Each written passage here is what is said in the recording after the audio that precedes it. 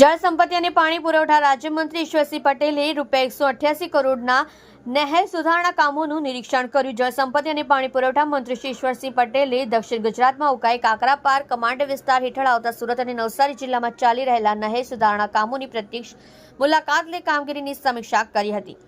દક્ષિણ ગુજરાતના ખેડૂતો માટે જીવાદોરી સમાન આ યોજનામાં ચાલુ વર્ષે અંદાજિત ₹188 કરોડના ખર્ચે કુલ 60 જેટલા મહત્વના કામો હાથ ધરવામાં આવ્યા છે। પ્રગતિમાં રહેલા આ કામો અંતર્ગત મંત્રીશ્રીએ કામરેજના વાવ અને ઉંભેળ ખાતે સબ માઇનોર નહેરોના લાઇનિંગ વર્ક, બારડોલીના ડામડોડ, લુંભા તેમજ મહુવા તાલુકાના તરસાડ ગામમાંથી પસાર થતી બ્રાન્ચ નહેરો અને મેઇન નહેરના લાઇનિંગ તેમજ સ્ટ્રક્ચર વર્કનું નિરીક્ષણ કર્યું હતું।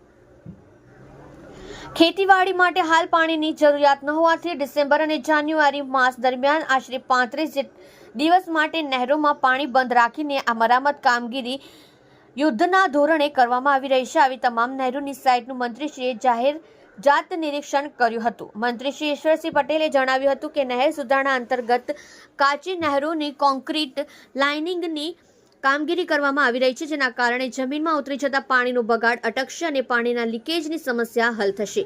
આ ઉપરાંત વર્ષો જૂના અને જર્જરિત થઈ ગયેલા પુલોને તોડી તેની જગ્યાએ નવા મજબૂત પુલો બનાવવામાં આવી રહ્યા છે તથા નહેરો પરના પાણીના નિયમન માટે જૂના સ્ટ્રક્ચરો અને સાઇફનનું નવીનીકરણ કરવામાં આવી રહ્યું છે। ખેડૂતોને પોતાના ખેતરે જવા આવવા તથા ખેત પેદાશોના પરિવહન માટે સરળતા રહે તે હેતુથી નહેરોની બાજુમાં પાકા રસ્તાઓ બનાવવાની કામગીરીનો પણ આ પ્રોજેક્ટમાં સમાવેશ કરવામાં આવ્યો છે, જેનાથી આ રસ્તાઓમાં મોટરેબલ બનશે।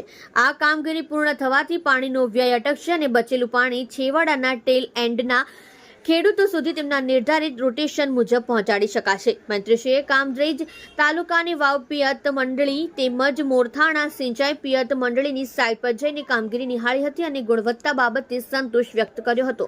આ મુલાકાત દરમિયાન ધારાસભ્ય શ્રી ઈશ્વરભાઈ પરમાર, જળસંપત્તિ, પાણી પુરવઠા અને કલ્પસર વિભાગના અધિક સચિવ તેમજ મુખ્ય ઇજનેર શ્રી R.M. પટેલ અને વિભાગના અન્ય અધિકારીઓ તેમજ પિયત મંડળીના હોદ્દેદારો અને ગ્રામજનો ઉપસ્થિત રહ્યા હતા।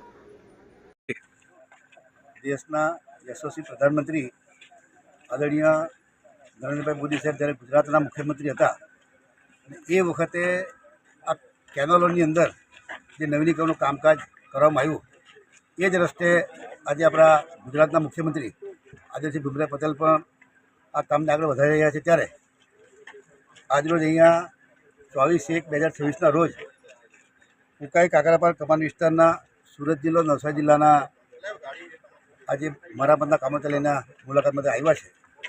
એના અંદર ઉકાઈ કાકરાપાર કમાન્ડ વિસ્તારમાં દર વર્ષે ડિસેમ્બર અને જાન્યુઆરી મહિનામાં કેનાલને બંધ રાખીને 35 દિવસ સુધીના રોટેશનની અંદર સ્ટ્રક્ચરના મરામતના કામો કરીને 35 દિવસ પછી ફરી કેનાલ ચાલુ કરીને લોકોને પાણી એ પ્રકારની કામગીરી કરી છે। આજે અહીંયા સુરત અને નવસારી જિલ્લા થઈને 60 જેટલા કામોનું આ 35 દિવસમાં કામો થઈ રહ્યા છે। 188 કરોડના ખર્ચે આ કામગીરી થઈ રહી છે। 1958થી 1965ના ગાળામાં આ તમામ કેનાલોના કામો જે થયા હતા અને લગભગ 60-65 વર્ષ થવાથી એ કામો જર્જરિત થયા હતા અને જર્જરિત થવાના કારણે આ કામ હાથ પર લીધું છે।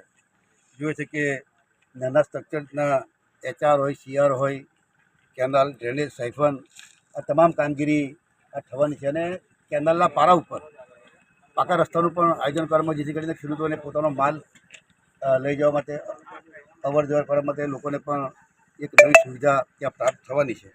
આ લીકેજ સીપેજ બંધ થવાના કારણે જે છેવાડે પાણી પહોંચાડવામાં જે વાર લાગતી હતી એની જગ્યાએ આ જે પાણી નવીનીકરણ થવાને કારણે લીકેજ સીપેજ બંધ થવાને કારણે જે પહેલાં આપણે 20-25 દિવસનું રોટેશન આપણે આપતા હતા, હવે 15-17 દિવસની અંદર આ કામગીરી પણ છેવાડે પાણી પહોંચશે આ બનવાને કારણે।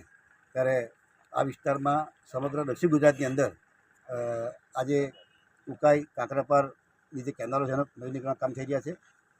આવતા વર્ષે ફરી પાછા